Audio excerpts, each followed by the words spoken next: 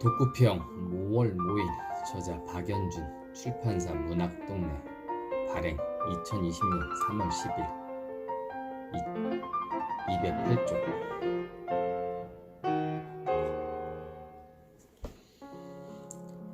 조그맣고 딱딱한 붉은 간처럼 생긴 슬픔도 사라지는 게 아니다.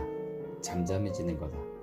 그러니 어린 시절에 내가 당한 당시의 슬픔을 손에 쥐고 다시 돌아온다 해도 놀라지 말아야 한다. 다 큰 내가 가엾다는 듯이 그렇게 나를 보고는 조그맣고 딱딱한 붉은 간처럼 생긴 슬픔을 주먹에 꼭 쥐고는 돌아갔다. 떠나는 그의 모습을 보지 못했다. 미안하지 않다. 그도 나이고 나도 그이다. 얼지 않은 동태도 있나요? 무언가를 잘 보고 옳게 말하고 정확히 듣는 것은 중요하지만 그게 다는 아니다.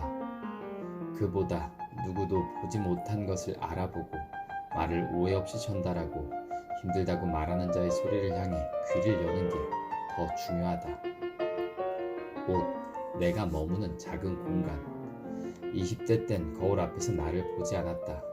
거울에 비친 내가 아니라 나를 보는 남의 눈을 보았다. 그 눈은 냉정하고 집요했다. 내 옆구리에 붙은 군사를 보고 부스스한 머리카락을 찾아내고 유행이 지난 셔츠나 바지를 비난했다. 그 눈은 아량이라고는 없어서 내가 어떤 옷을 입든지 늘 한 가지 이상을 지적했다. 그 눈은 거울 앞에서 나를 주눅들게 했다. 행복은 가볍고 따뜻한 스웨터를 입고 가끔 창밖을 바라보며 책을 읽는 일인지도 모르겠다. 20살 때 만난 택시기사. 새벽에 택시를 타고 강을 건너본 적이 있는가? 몸은 안에 있지만 마음은 차창 밖 상념을 따라 휘휘 달아나려 하는 때, 얼마 전까지 웃고 떠들던 이들은 사라지고 혼자 밤속으로 내던진 기분.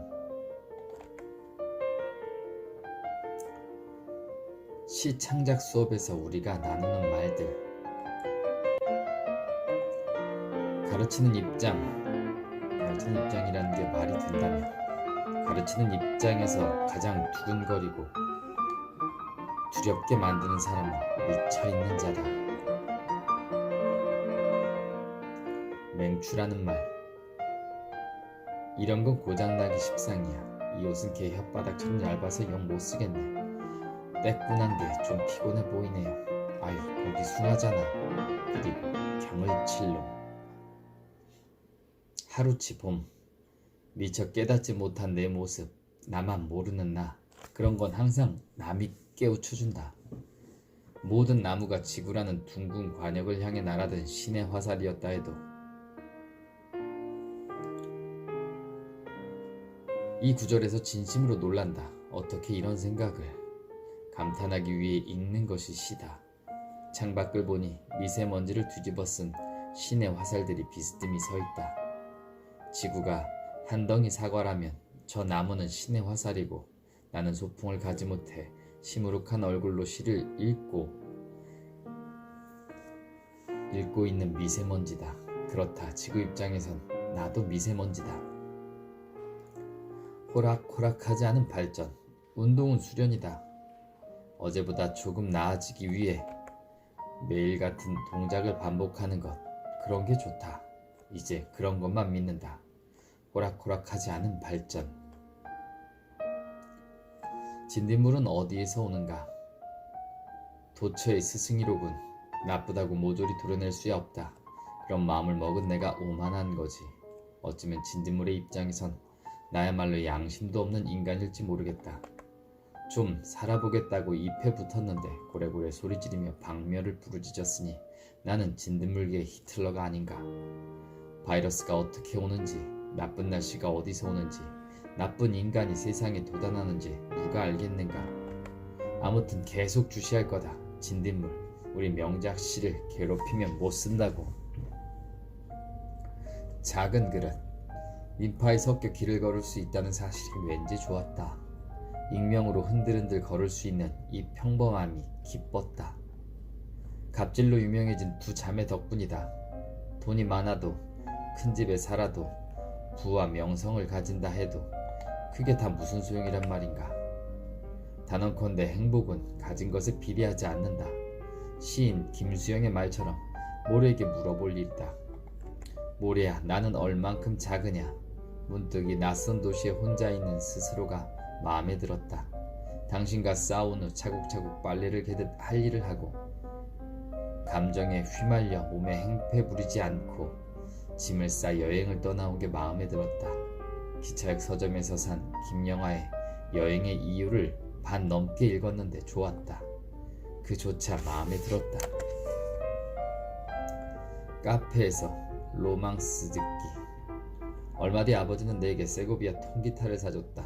기타를 배우고 싶다고 말한 건 나지만 그냥 해본 말이었기에 정작 기타가 생기자 난감했다. 나는 기타를 만지는 척 하다가 일주일도 안 돼 멀리했고 기타는 장롱에서 먼지를 모으는 그릇으로 전락했다. 아버지는 아쉬워했다. 봄바람도 구설수에 오를 때가 있다. 그러나 화가 났다면 왜 나는 이렇게 분개하는가 생각해 봄직하다. 시를 쓰네 못 쓰네 할 일이 아니다. 누군가의 말 때문에 쓰고 못 쓰고 할 시라면 안 쓰는 게 낫지 않나. 조용필과 위대한 청춘. 그게 누구의 봄이든 봄날은 간다. 그리고 이따금 노래에 실려 돌아온다. 믿을 수 없는 일을 믿지 않기. 한 사람 안에는 많은 것이 들어있다. 맑음, 정의, 선의, 동정, 발음도 있지만 욕망, 악의, 질투, 폭력성, 치졸함, 비겁함, 두려움도 같이 있다. 어느 정도는 우리 모두 가지고 있는 것들이다. 아직도 나는 그가 누구인지 모른다. 다만 믿어지지 않는 일을 믿지 않을 자유가 내게 있을지도 모른다고 겨우 생각할 뿐 믿을 수 없는 일을 믿지 않기로 하고 지금까지 종종 앓을 뿐이다. 앓는 이유도 모르면서 믿음은 얼마간 어리석어서 거짓까지 믿는 일인지도 모르겠다. 호두 3알, 초코 쿠키 1개. 시인 블레이크는 이렇게 말했다. 나는 지상의 명성을 누리는 것이 달갑지 않다. 인간이 누리는 세속적인 영광은 무엇이든 그 크기만큼 영적인 영광을 손상시키기 때문이다. 나는 이익을 위해서는 아무것도 하지 않기를 소망한다. 나는 오직 예수를 위해 살기를 소망한다. 나는 오직 예수를 위해 살기를 소망한다. 그러므로 바라는 게 없다. 나는 아주 행복하다. 브렌다 유랜드. 글을 쓰고 싶다면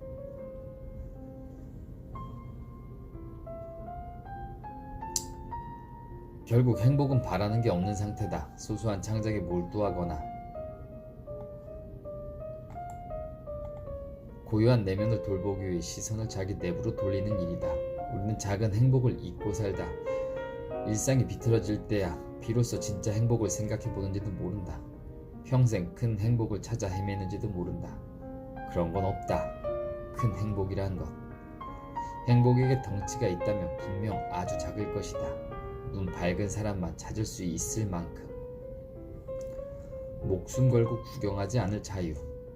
사람이 자연과 가장 비슷한 시기가 있다면 유년 시절일 것이다. 아이는 누가 가르쳐주지 않아도 노는 법을 알고 아무것도 안 하고 있어도 불안해하지 않는다. 아이는 책을 읽거나 글을 쓰거나 요리를 하거나 청소를 하거나 누군가를 만나서 중요한 사업을 도모하거나 칼로리를 소모하려 불어 운동을 하거나 택시를 잡아 타고 어디론가로 가지 않는다. 아이에겐 꼭 해야 할 일도 하지 말아야 할 일도 없다. 사람들이 아무것도 하지 않는다는 것을 견디지 못하는 건 두려움 때문이다. 잃을 것과 얻을 것 사이에서 시소를 타며 이 시소에서 내려오기를 겁내기 때문이다.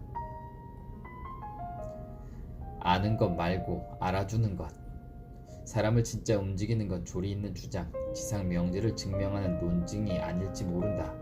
그보다는 어떤 진심, 감정에 호소할 때 변화가 생길 수 있다. 노사 문제, 난분 문제, 가족 문제, 연인 문제도 논리와 이성만으로 해결을 하면 답이 없다. 살아있다고 무조건 산 것일 순 없다. 살아있어도 죽은 것일 수 있다. 쓰여진 글도 병이 들 수 있다. 마르그리트 듀라스의 글.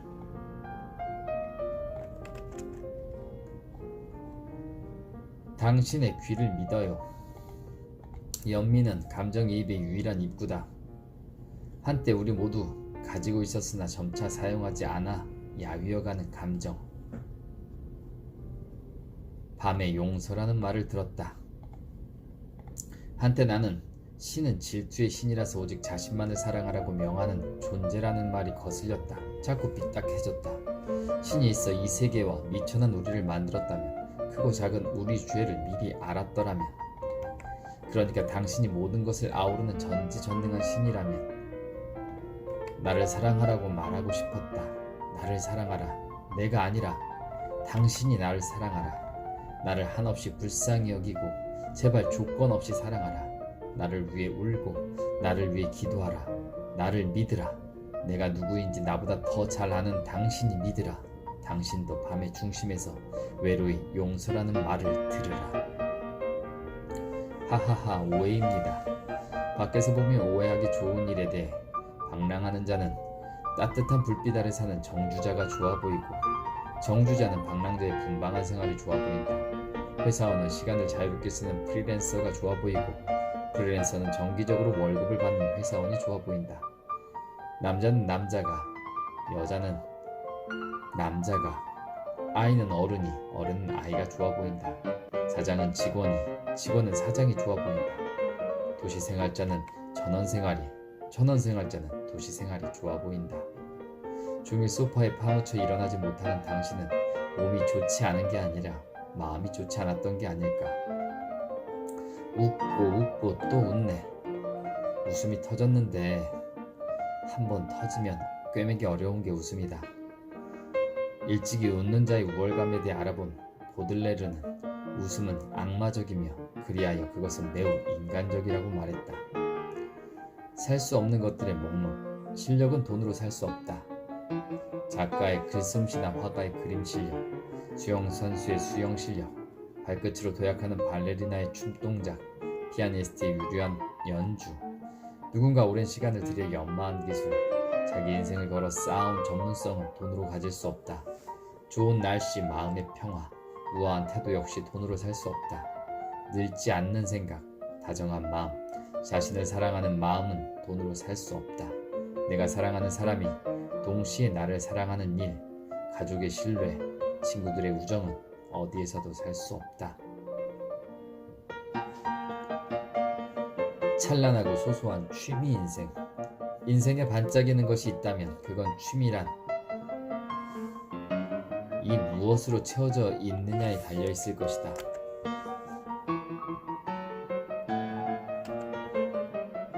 지우고 쓰고 반복하면서 취미는 계속되어야 한다. 싱싱하게. 피로가 뭐냐고 묻지 마세요. 몸을 달래야 한다. 몸 없이 할 수 있는 건 아무것도 없으므로 생각도 몸이 하는 거다. 다시 해보자고. 함부로 써서 미안했다고 몸에게 용서를 구해야 한다. 내 눈치를 가장 많이 보아야 하는 사람은 나다. 지나치게 필요하다면 잠깐이라도 세상에 나밖에 없는 듯 나만 생각하며 사는 시간을 가져야 한다. 우리가 그렇게 하기 어려운 게 뻔한 어른일지라도. 내가 자는 잠이란 내가 자는 잠이 아니라 잠이 삼킨 내가 되는 기분이야. 잡아먹힌 동물, 숨통이 끊어진 짐승처럼 자는 거지. 기절상태. 이런 잠에서 깨어나면 전류가 흐르듯 손발이 잠깐 떨려. 나는 조금씩 죽은 이가 부활하듯 깨어나지. 깨고 나면 민망해. 마치 내가 급한 욕구를 서둘러 해결한 짐승 같아서. 모든 인간은 자라서 노인이 된다. 나는 늙을 줄 몰랐다. 아니, 알았지만 몰랐다.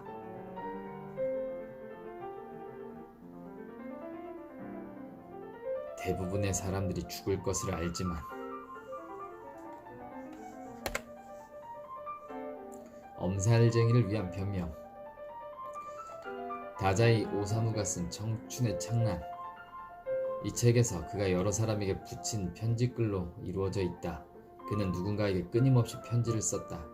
돈을 빌려달라고, 앞으로 정신 차리고 열심히 살겠다고, 때때로 죽고 싶어 견딜 수가 없다고 울며 불며 썼다.